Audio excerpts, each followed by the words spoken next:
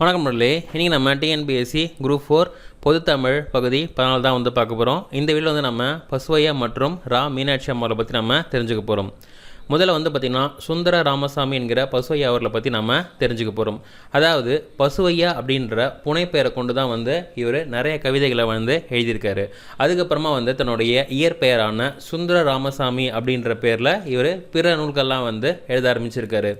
இவர் பிறந்த ஊர்னு பார்த்தீங்கன்னா நாகர்கோவில் மாவட்டம் மகாதேவர் கோவில் அப்படின்ற ஊரில் பிறந்திருக்காரு. மேலும் மு சிதம்பர ரகுநாதன், இங்கே வலது பக்கத்தில் ஒருத்தர் இருக்கார் பாருங்க, கண்ணாடி போட்ட மாதிரி. ஸோ அவர் தான் வந்து ரகுநாதன். அவர் நடத்தி வந்த சாந்தி அப்படின்ற இதழில் வந்து இவர் பணியாற்ற ஆரம்பிச்சிருக்காரு. மேலும் அந்த இதழில் இவர் பணியாற்றும் போதே தண்ணீர் அப்படின்ற ஒரு சிறுகதையினார் அதுக்கு வந்து முதற் பரிசு வந்து பெற்றிருக்காரு. மேலும் மலையாள எழுத்தரான தகழி, ஸோ இங்கே வந்து வயசானவராக இங்கே ஒருத்தர் இருக்கார் பாருங்க, அவர் தான் வந்து தகழி அப்படின்றவர். அவர் எழுதின செம்மீன் மற்றும் தேரோட்டியின் மகன் அப்படின்ற இந்த மலையாள நாவலை வந்து தமிழில் வந்து மொழிபெயர்ப்பு செய்தவர் நம்மளுடைய பசுவையா அவர்கள்.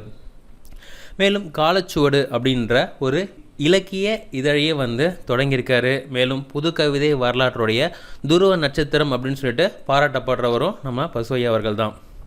இவர் எழுதின புதின நூல்கள்னு பார்த்தீங்கன்னா ஒரு புளிய மரத்தின் கதை, அக்கரை சீமையில், ஆண்கள் பெண்கள் குழந்தைகள், ஜே சில குறிப்புகள்.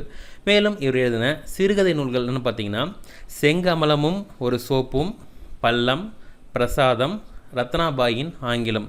மேலும் இவர் எழுதின கவிதை தொகுப்பு நூல்னு பார்த்தீங்கன்னா பல்லாக்கு தூக்கிகள், காகம், சன்னல், மேல்பார்வை, நாடார் சார், கோவில் காலையும் உழவு மாடும், நடுநேசி நாய்கள், 107 கவிதைகள், யாரோ ஒருவனுக்காக அப்படின்ற நூல்களை எழுதியிருக்காரு. மேலும் இவர் எழுதின பிற நூல்கள்னு பார்த்தீங்கன்னா ஆளுமைகள் மதிப்பீடுகள், காற்றின் கரைந்த பேரோசை, விரிவும் ஆழமும் தேடி, இறந்த காலம் பெற்ற உயிர், இதம் தந்த வரிகள், வானகமே இளவெயிலே மரச்செறிவே, வாழ்க சந்தேகங்கள், வாழும் கணங்கள், 3 நாடகங்கள் போன்ற பிற நூல்களையும் வந்து எழுதியிருக்காரு. அடுத்ததான் நம்ம ரா மீனாட்சி அம்மா அவர்களை பற்றி நம்ம தெரிஞ்சுக்கலாம். இவங்க பிறந்த ஊர் வந்து திருவாரூர். மேலும் இவங்க வளர்ந்த ஊர் விருதுநகர். இப்போ இவங்க வாழ்கிற ஊர் ஆரோவில் சர்வதேச நகரில் வாழ்ந்துக்கிட்டு இருக்காங்க. மேலும் இவங்களுடைய பெற்றோர்கள் யாருன்னு பார்த்தீங்கன்னா ராமச்சந்திரன் மற்றும் மதுரம். இவங்க வந்து அங்கு குழந்தைகள் புத்தக திருவிழாவை ஆண்டுதோறும் நடத்திட்டு வராங்க.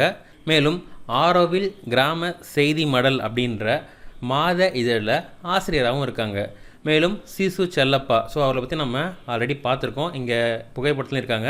சிசு செல்லப்பா அவர்கள் வந்து எழுதின எழுத்து இதழில் முதல்ல வந்து இவங்க எழுத தொடங்கியிருக்காங்க. அடுத்ததாக பாரதி நூற்றாண்டு விழா கோவில் நடந்துச்சுல, அதை எடுத்து நடத்தினவங்களும் இவங்க தான். மேலும் வந்து பார்த்திங்கன்னா நவீன பெண் கவிஞர், சமூக சேவகி அப்படின்லாம் சொல்லி இவங்கள பாராட்டப்படுறாங்க, இவங்கள அறியப்படுறாங்க. மேலும் வந்து பார்த்திங்கன்னா முதல் பெண் புது கவிஞர் அப்படின்னு சொல்லிட்டு அப்துல் ரகுமான் ஐயாவும் வந்து இவங்களை பாராட்டியிருக்காரு. ஸோ அப்துல் ரகுமான் ஐயா இங்கே இருக்கார் பாருங்க ஃபோட்டோவில், ஸோ அவர் தான். மேலும் உதயநகரில் இருந்து அப்படின்ற ஒரு கவிதை நூலை இங்கே எழுதியிருக்காங்க. அந்த நூலுக்கு 2006ஆம் ஆண்டு தமிழ் வளர்ச்சித்துறை வந்து இவங்களுக்கு பரிசு கொடுத்துருக்கு. மேலும் 2012 செம்மண் மடல்கள் அப்படின்ற நூல்களுக்கு தமிழ் வளர்ச்சித்துறை வந்து இவங்களுக்கு பரிசு அளித்திருக்கு. அது மட்டும் இல்லாமல் 2010 இவங்க கவிக்கோ விருதும் பெற்றிருக்காங்க. மேலும் இவங்க செஞ்ச சித்த மருத்துவ சேவைக்காக இவங்களுக்கு செம்மல் விருதும் கொடுத்து இவங்கள பாராட்டியிருக்காங்க. மேலும் இவங்க எழுதின நூல்கள்னு பார்த்தீங்கன்னா நெருஞ்சி, சுடுபூக்கள், தீபாவளி பகல், வாசனை புல், மறுபயணம், உதயநகரிலிருந்து, கொடி விளக்கு, செம்மண் மடல்கள், அருகில் வரும் மாட்டு வண்டி, ஓவியா போன்ற நூல்களை எழுதியிருக்காங்க. மேலும் மீனாட்சி கவிதைகள், பறத்தல் அதன் சுதந்திரம், கொங்குதேர் வாழ்க்கை, சிற்றகல், மேலும் மறுபயணம் அப்படின்ற இருமொழி கவிதை நூலையும் வந்து எழுதியிருக்காங்க. அடுத்ததாக இந்திய பெண் கவிகள் பேசுகிறார்கள் அப்படின்ற ஒரு ஆங்கில நூலையும் வந்து இவங்க எழுதியிருக்காங்க.